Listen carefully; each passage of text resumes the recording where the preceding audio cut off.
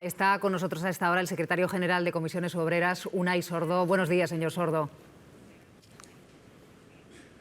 Hola, buenos días, Egunon. Han estado durante todo el fin de semana analizando esa propuesta para la reforma del sistema de pensiones con números, subrayaba nuestra compañera Irma. ¿Qué les ha parecido?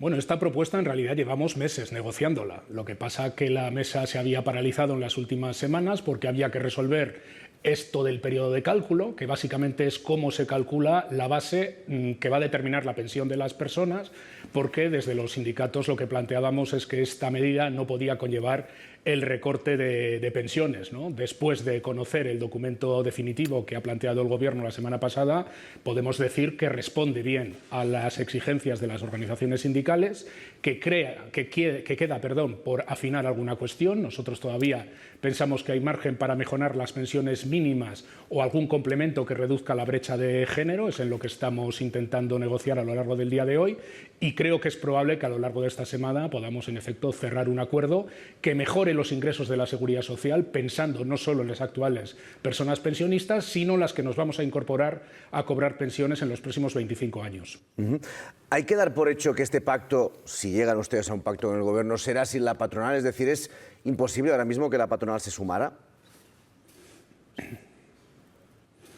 No debiera ser así. Yo, viendo un poco las reacciones que ha tenido la patronal y sobre todo la derecha económica, pues es poco previsible que haya un acuerdo, ¿no? Pero yo creo que las patronales españolas debieran aproximarse al problema de las pensiones desde una perspectiva distinta, ¿no? Yo les pregunto, ¿qué supone para un país como España dar certidumbres sobre los ingresos futuros de 15 millones de personas, que van a ser los pensionistas que haya de aquí al año 2048, 16 millones de personas?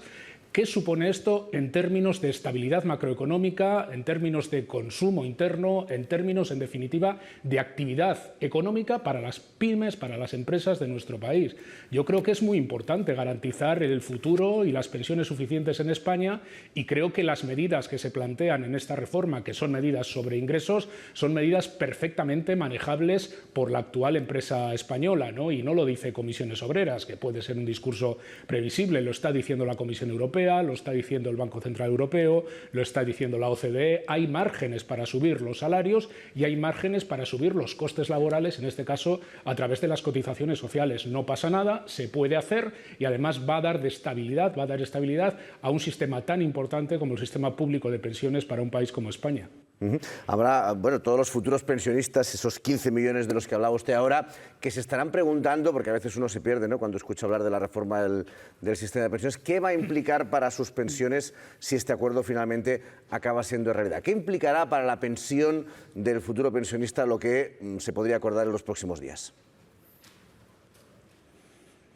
Pues lo que va a implicar es que, de forma estructural, es decir, no pensando en hoy ni en pasado mañana, sino pensando en los próximos 25 años, hasta mediados de siglo, que es cuando más gasto en pensiones habrá, se están adecuando las medidas necesarias para que la Seguridad Social tenga los ingresos suficientes que permitan continuar revalorizando las pensiones, como ha ocurrido el año 2022, en base a cómo evolucionen los precios. Yo creo que esto lo que da es confianza, certeza y estabilidad en el sistema público de pensiones del futuro, en los ingresos de 16 millones de personas, y creo, como digo, que es perfectamente viable y perfectamente sostenible, ¿no? Por tanto, las personas pensionistas actuales y del futuro, creo que estas dos reformas, la que espero que podamos cerrar esta semana y la que cerramos un año y pico, esa por la que ahora mismo las pensiones se vuelven a revalorizar en función de cómo evolucionen los precios, el mensaje para las personas pensionistas sobre todo es de tranquilidad y de certeza en su sistema público.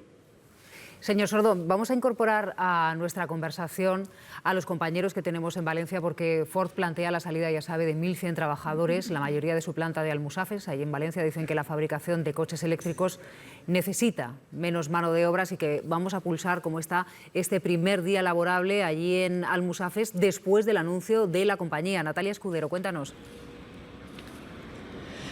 Bueno, pues te puedes imaginar ese anuncio cómo se recibía cara al fin de semana, y es que tenemos una plantilla aquí en Almusafes de 5.800 trabajadores y de ellos 1.144 van a ser despedidos. Una situación complicada a la que se enfrentan el departamento sindical, el comité sindical, porque la transición, como dices, a unos coches eléctricos necesita menos mano de obra. Ya sobre el ambiente pues circulaba esa rumorología, pero ya se ha hecho efectiva.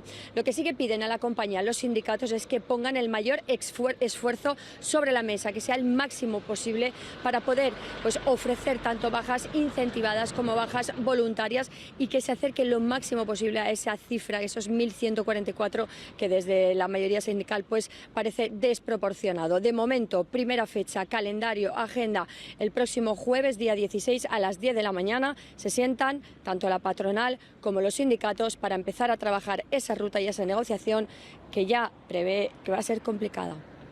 Señor Sordo, prácticamente estamos hablando del 20% de la plantilla. ¿Cómo encaran los sindicatos esta negociación con la compañía, con Ford?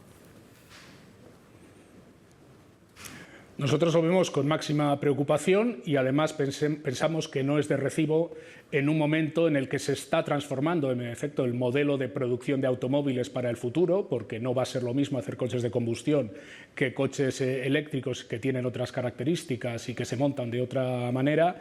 Lo que hay que hacer es gobernar adecuadamente esas transiciones de empleo para tratar de que no haya bajas no voluntarias, y para que las empresas, mientras gestionan esas transiciones, en lugar de despedir, aprovechen las herramientas que ahora mismo tiene la ley encima de la mesa a través de la adaptación de jornadas para evitar las extinciones, los despidos de miles de trabajadores.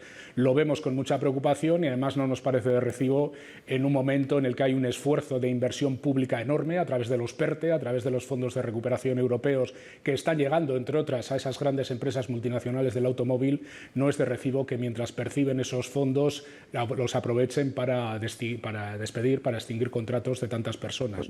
Tiene que haber otras fórmulas de gestionar estas transiciones de empleo y pasan por los mecanismos como los ERTE o como los mecanismos RED.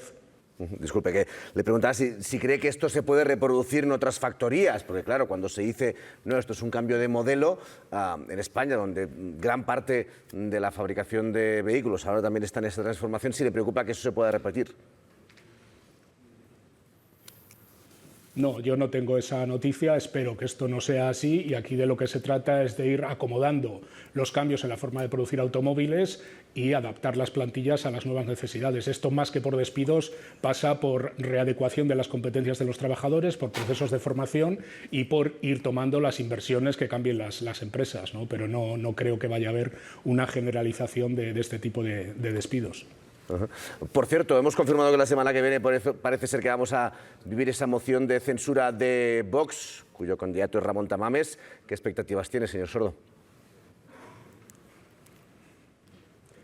Bueno, yo creo que las instituciones es bueno tomárselas en serio y no convertir el Congreso de los Diputados en un plató de televisión, con todos los respetos, evidentemente, a los platos de televisión, pero creo que lo que necesitamos es política seria, política que se centre en los problemas de la gente, que resuelva las incertidumbres vitales de millones de personas que ven que no llegan a fin de mes, tomar medidas como la subida del salario mínimo interprofesional, las medidas que hemos pactado en el diálogo social, esta reforma de pensiones. Creo que esto es lo que necesita España y no shows para lucimiento de la extrema derecha en nuestro país, ¿no?